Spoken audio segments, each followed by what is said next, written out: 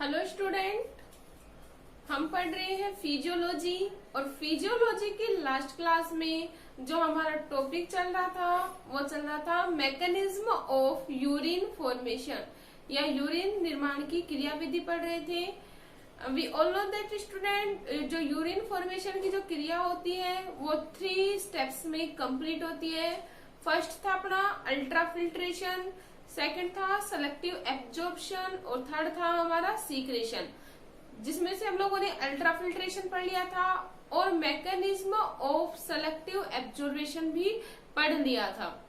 ठीक है, अब हम पढ़ेंगे कि नेफ्रॉन के द्वारा या ग्लोमेरुलस के द्वारा अल्ट्रा फिल्ट्रेशन के बाद किस प्रकार से किन किन चरणों में पोषकीय पदार्थों का एब्जॉर्प्शन किया जाता है। तो हम लोग देखेंगे कि जो पोषकीय पदार्थ है उनका एब्जॉर्प्शन किन किन स्टेप्स में और किस किस नेफ्रॉन की किस किस संरचना के द्वारा होता है। इतना क्लियर है। तो आज का अपना टॉपिक क्या है कि अल्ट्रा फिल्ट्रेशन द्वारा जो एब्जॉर्बित पदार्थ है उनका अवशोषण। ठीक है, तो अवशोषण हम निम्न प्रकार से होता है या हम लोग बोल सकते हैं नेफ्रॉन द्वारा फिल्ट्रेट को निम्न प्रकार से अवशोषित किया जाता है। जैसे फर्स्ट है पोषणीय पदार्थों का अवशोषण।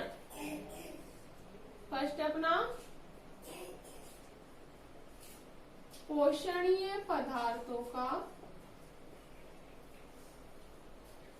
अवशोषण।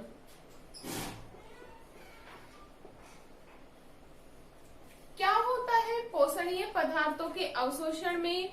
जो पोषणीय पदार्थ है, we all know that student, ultra filtration की क्रिया के दौरान जो 67,000 मोलिकुलर वेट से कम वेट वाले जो पदार्थ होते हैं उनका ही फिल्ट्रेशन होता है, उससे ज्यादा का नहीं।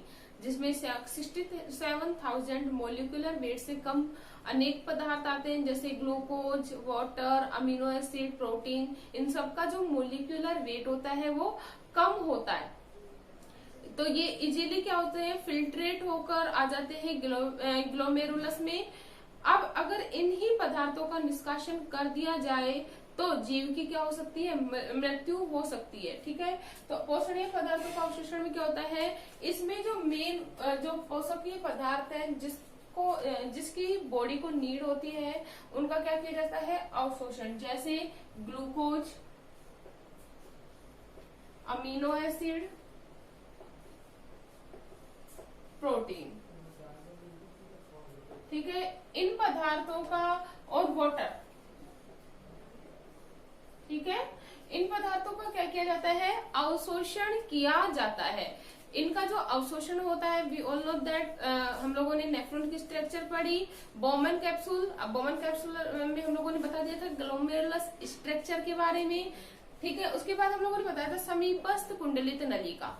समीपस्थ कुंडलित जो नलिकाएं होती हैं वो ग्लोमेरुलस के द्वारा जुड़ी हुई होती है, जिसमें एक असेंडिंग लूप और दूसरा डिसेंडिंग लूप था। ठीक है, इस समीपस्थ कुंडलित नलिका पे छोटे छोटे उभार पाए जाते हैं। क्या पाए जाते हैं, छोटे छोटे उभार पाए जाते हैं, जिसको हम लोगों ने बोला था रसांकुर। क्या बोला था, रसांकुर बोला था। इन रसांकुरों के द्वारा इन पदार्थों का क्या कर लिया जाता है, अवशोषण। या हम लोग बोल सकते हैं रसांकुर अवशोषण की सरफेस को बढ़ा देते हैं और जो यूजफुल मटेरियल होते हैं उनको क्या करते हैं, अवशोषित करते हैं। इतना क्लियर है। और ये जो अवशोषण होता है वह होता है सक्रिय अवशोषण। कौन सा अवशोषण होता है, सक्रिय अवशोषण की क्रियाविधि के द्वारा पूर्ण रूप से इन पदार्थों का क्या कर लिया जाता है, अवशोषण कर लिया जाता है। ग्लोमेरुलस में एक दिन में लगभग 30 ग्राम, कितना, 30 ग्राम जो प्रोटीन है वो छनकर आता है। अब 30 ग्राम प्रोटीन को अगर छनकर आ रहा है, ये कंप्लीट अगर निकल जाएगा तो बहुत ज्यादा बॉडी को क्या हो जाएगी, बॉडी वीक हो जाएगी, जिससे जीव की क्या हो सकती है, मृत्यु। तो इस प्रोटीन को यूज किया जाता है एक क्रियाविधि के द्वारा। इस क्रिया को कहा जाता है पिनोसाइटोसिस। क्या कहा जाता है, पिनोसाइटोसिस क्रियाविधि के द्वारा क्या किया जाता है, अवशोषित। Pinocytosis is a mechanism. Pinocytosis क्या है? एक क्रिया विधि है जिसके द्वारा प्रोटीन को क्या किया जाता है? अवशोषित किया जाता है। तो ये था हमारा पोषणीय पदार्थों का अवशोषण। मेन कहाँ पे होगा? समीपस्थ कुंडलित नलिका में।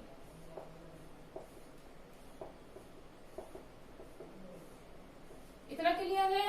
नेक्स्ट अगर हम बात करें, सेकंड है अपापचयी अंतिम उत्पादों का अवशोषण। अपापचयी अंतिम उत्पादों का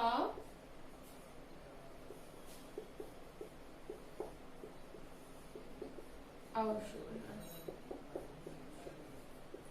ठीक है।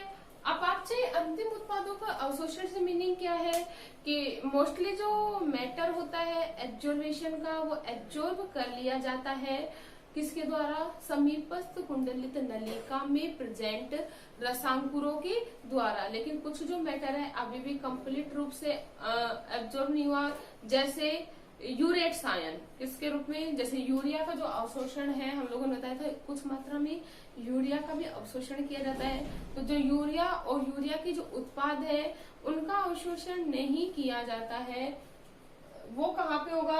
अपापचयी अंतिम उत्पादों के अवशोषण की क्रिया विधि द्वारा उनका क्या होता है? अवशोषण होता है। और जो यह अवशोषण होता है वो मुख्य रूप से होता है यूरेट्स आयन के रूप में।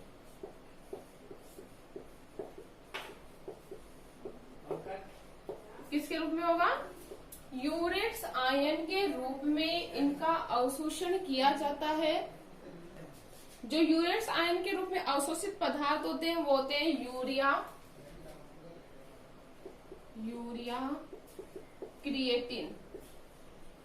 क्रिएटिन आदि पदार्थों का। ठीक है। इन पदार्थों की जो आवश्यकता होती है वो बॉडी में कम होती है। कम होने के कारण इनको हम लोग बोल सकते हैं अंतिम उपापचयी पदार्थ। इतना क्लियर है। यूरिया क्रिएटिन का क्या किया जाता है? अवशोषण किया जाता है किसकी फॉर्म में? In the form of urates ion के रूप में। कहाँ पे होगा? नेफ्रॉन में। किसमें होता है? नेफ्रॉन में इनका अवशोषण किया जाता है। ठीक है। जिसमें भी जो क्रिएटिन होता है वो मूत्र नलिका के द्वारा अवशोषित नहीं होता। कौन सा पदार्थ? क्रिएटिन जो पदार्थ है वो मूत्र नलिका द्वारा अवशोषित नहीं होता। ठीक है। बाकी जो पदार्थ है वो यूरेट्स आयन के रूप में मूत्र नलिका के द्वारा अवशोषित कर लिए जाते हैं। अब हम बात करते हैं थर्ड, आयनों का अवशोषण। इतना क्लियर है? तो थर्ड क्या अपना? आयनों का अवशोषण। अब देखो क्या होता है, ग्लोमेरुलस फिल्ट्रेट में क्या हो गया? बहुत सारे पदार्थ हैं उनका अवशोषण हो चुका है। अब क्या होगा? जैसे जैसे जो ग्लोमेरुलस है उसमें आयन तो या सॉरी जो ग्लोमेरुलस है उसमें विभिन्न उपापचयी पदार्थों को और जो पोषणीय पदार्थों का जैसे जैसे एब्जॉर्बेशन होता है, यूरिन फॉर्मेशन की क्रिया भी प्रारंभ हो जाती है, या हम लोग बोल सकते हैं यूरिन फॉर्मेशन होना स्टार्ट हो जाता है। जैसे ही यूरिन फॉर्मेशन स्टार्ट होता है, जो आयन होते हैं, हम लोगों ने पढ़ा था, जो आयन्स होते हैं इनमें क्या होने लगती है? टक्कर। तो जो आयनों की जो गति होती है वो भी धीरे धीरे क्या हो जाती है? कम हो जाती है। We all know that student कि जो कुछ जो मटेरियल होते हैं जैसे साल्ट किसके फॉर्म में प्रेजेंट होता है? NaCl के फॉर्म में, जिसमें कुछ धनावेशित आयन होते हैं और कुछ क्या होते हैं? ऋणावेशित आयन होते हैं। ये आयन भी बॉडी के द्वारा अवशोषित किए जाते हैं। बॉडी के द्वारा किस किस फॉर्म में? एक तो धनावेशित फॉर्म में और दूसरा ऋणावेशित फॉर्म में आयनों का एब्जॉर्बेशन किया जाता है। जैसे हम बात करें धनावेशित फॉर्म में, किसकी बात कर रहे हैं? धनावेशित फॉर्म में। धनावेशित फॉर्म में जैसे Na सोडियम, ठीक है, Na+ के रूप में, और भी विभिन्न प्रकार के जो आयन हैं जैसे Na, K+, Mg2+, मतलब सोडियम, पोटेशियम, मैग्नीशियम आयनों का धनावेशित फॉर्म में एब्जॉर्बेशन कर लिया जाता है, जबकि जैसे Cl किस फॉर्म में प्रेजेंट होता है भाई, माइनस फॉर्म में, क्लोरीन SO4 माइनस आदि पदार्थों का किस फॉर्म में, ऋणावेशित फॉर्म में क्या किया जाता है, एब्जॉर्बेशन किया जाता है या इनको अवशोषित किया जाता है। जो ये आयनों का अवशोषण होता है वह गतिकीय, मतलब हम लोग बोल सकते हैं आयनों का जो अवशोषण है हम लोग बोल सकते हैं वैद्युतीय विभव के कारण। किसके कारण, वैद्युतीय विभव के कारण इनका क्या होता है, अवशोषण होता है। इतना क्लियर है। इसके साथ ही साथ जो धनावेशित आयन है ये सक्रिय एब्जॉर्बेशन विधि के द्वारा, किसके द्वारा, सक्रिय अवशोषण विधि के द्वारा अवशोषित किए जाते हैं, जबकि जो ऋणावेशित आयन है वह निष्क्रिय एब्जॉर्बेशन विधि द्वारा अवशोषित किए जाते हैं। ये था अपना आयनों का अवशोषण। अब हम फोर्थ बात करते हैं जल का अवशोषण। जल का अवशोषण, we all know that student, जो वाटर होता है वो बहुत अधिक अल्ट्रा फिल्ट्रेशन के बाद मोस्टली जो वाटर होता है वो क्या हो जाता है, एब्जॉर्बेशन के लिए कहाँ पे आ जाता है, हम लोगों ने सेकंड पार्ट पढ़ा था अल्ट्रा फिल्ट्रेशन के बाद सेलेक्टिव एब्जॉर्बेशन में। सेलेक्टिव एब्जॉर्बेशन में क्या किया जाता है, वाटर का एब्जॉर्बेशन, अगर वाटर का पूर्ण रूप से एब्जॉर्बेशन नहीं किया जाएगा तो बहुत अधिक मात्रा में यूरिन का फॉर्मेशन होगा, जिससे कि क्या हुआ, कंटिन्यू यूरिन के फॉर्मेशन के द्वारा बॉडी में, हम लोग जानते हैं स्टूडेंट कि वाटर में बहुत अधिक मिनरल्स पाए जाते हैं, उनकी क्या आ जाएगी, कमी आ जाएगी। तो अब क्या होता है, जल का अवशोषण होता है। एक दिन में अगर हम बात करें लगभग 2400 मिलीलीटर जल ग्रहण किया जाता है। कितना, 2400 मिलीलीटर जल ग्रहण किया जाता है, जिसमें से जो 1400 मिलीलीटर जो वाटर होता है वो यूरिन की फॉर्म में एक्सीडेट कर दिया जाता है, जिसमें जो ये यूरिन की फॉर्म में या एक्सीडेटरी फॉर्म में जो वाटर का क्या किया जाता है, निष्कासन किया जाता है, वो अलग अलग स्टेप्स के द्वारा इनको क्या किया जाता है, उत्सर्जित किया जाता है। वाटर की जो मात्रा होती है उसको उत्सर्जित किया जाता है। वृक्क नलिका के समीपस्थ कुंडलित भाग द्वारा, किसके द्वारा, समीपस्थ कुंडलित भाग द्वारा लगभग 80% वाटर का एब्जॉर्बेशन किया जाता है। कौन से भाग के द्वारा, समीपस्थ कुंडलित नलिका के भाग के द्वारा 80% वाटर का एब्जॉर्बेशन किया जाता है। जो ये एब्जॉर्बेशन किया जाता है इस एब्जॉर्बेशन को बोलते हैं ओब्लिगेटरी एब्जॉर्बेशन।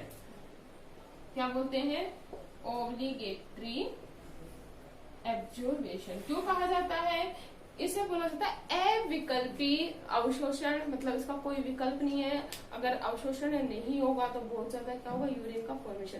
तो ये 80% जो वाटर है उसका अवशोषण जो है वो क्या कहला रहा है, ओब्लिगेटरी एब्जॉर्बेशन। इतना क्लियर है। तो ये था हमारा अवशोषण, किसमें,